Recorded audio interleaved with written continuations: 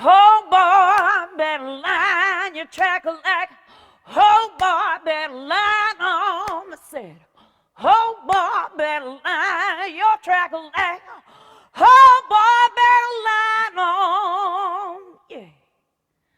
A CLOE is a line and track. Now, my father was a jazz and blues critic in the 40s in New York City. And there was always a lot of blues and a lot of jazz in my house, but predominantly blues music around me as a kid. And my first spiritual experience, I was 7 and I hit a harmony, and that did it. That did it. I didn't pick music. It definitely picked me. I think I would say my first really big influence was Shirley Temple, because she was a great singer who a little girl could relate to. I started singing in shows and things when I was like 5 years old. And a couple years later, I started singing choir music, which I continued to sing for 10 years. I studied opera in Idaho. I went to Mannes School of Music. I studied music, but it was really a pleasure. It wasn't like anything else, ever. You work with a lot of people, but who really, You know, who did you have that spiritual experience with amongst these folks that you oh, dig with? I have to say Warren, and also A.C. Reed. You know, I really do. Yeah, let's talk about that a little deeper. And then even beyond that, Drew Lumbar, which I fronted Grinder Switch and worked in his band Dr. Hector and the Groove Injectors, and we got to tour the world. That was great, and I got to write with them, and I got a couple of cuts on their last CD, which got good radio play. And gee, I enjoyed that. Gee, he took good care of us. The late, great Drew Lumbar from the Capricorn label. Well, of course, I have to mention that I've been lucky enough to have 3 bands with Warren Haynes, and now Warren Haynes is just a phenomenal artist, and singing with him long enough just makes you a better singer. He always says, but Miranda, only 2 of those bands got off the ground, and that's true probably. But we worked a lot, and he does call me a blues Nazi, and I kind of am, but I come by it honestly, and it's what I do. Other huge influences that I've worked with would probably be A.C. Reed and the Spark Plugs out of Chicago, and I used to play with Mr. Reed live and in the studio, and we've played on each other's CDs, and he was terrific. What a horn player and what a singer, and just lets you know so much about meter and space and time, and what a great guy, what a great musician. And that album of his that we did together with Stevie Ray Vaughan and Bonnie Raitt's on it too. It did go #1 on the blues charts for 8 weeks on the Alligator label.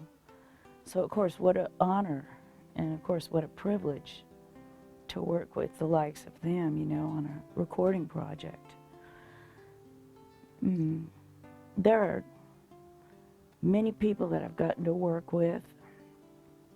I've gotten to work with Homesick James, Snooky Pryor, Robert Jr. Lockwood,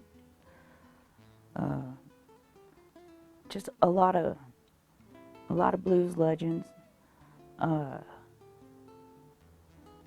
a lot of opening shows that were really a privilege, like John Lee Hooker and Coco Taylor and Millie Jackson and, oh my, even some rockers like Eddie Money and Tony Joe White and Bobby Blue Bland and Albert King and Albert Collins later became friends with me. I was like, privileged. Kind of like in terms of my age and the time that I started working in, I caught the last of the original great bluesmen, and they gave me work when no one else would.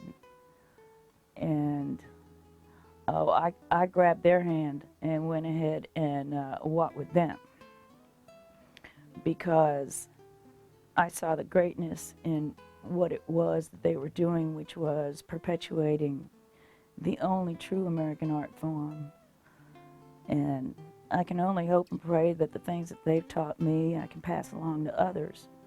And it's always been a mission.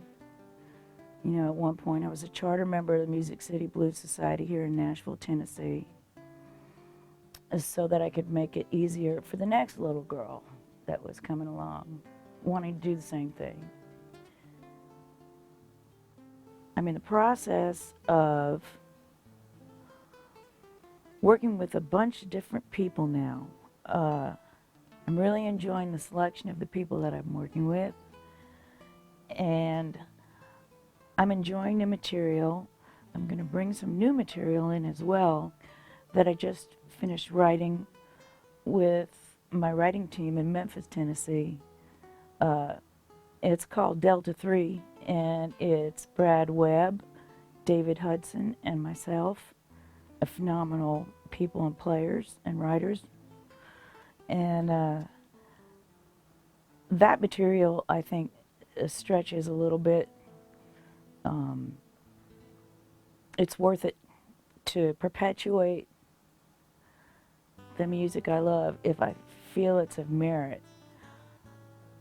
I think you're only as good as what you're doing and what the very last one was. And the last CD, you know, it went number 17 on the Cashbox charts, which shocked me and was wonderful news. And the records before that, I had 6 top 20s on the beach music charts, 2 of which were top 10s. So each CD kind of justifies cutting the next one.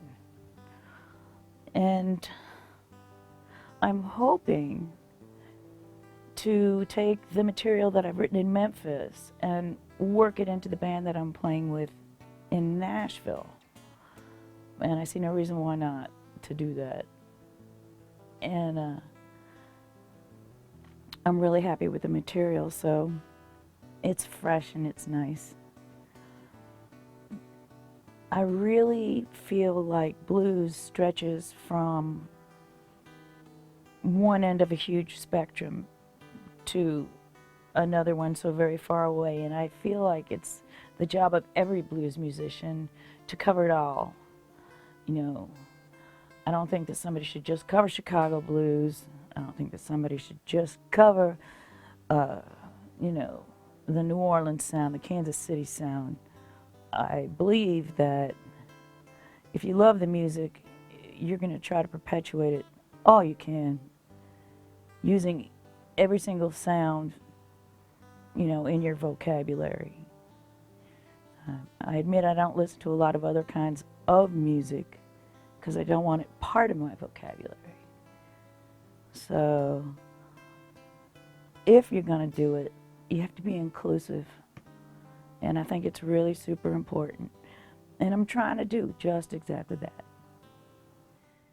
You know, in the distant future, I would so like for blues music to be understood as art, not just a commercial commodity. but as American art. And I feel that in order to do that, you have to allow yourself to grasp the entire concept, because it's conceptual thinking when it comes to blues, no fooling. And my future, if I have my way, will be to make blues music shine like art. And why the blues? Blues is the only real thing I've ever experienced. It's the realest thing there is. Blues and love are the realest things in the whole world. And they say that what you learn first is what you understand best.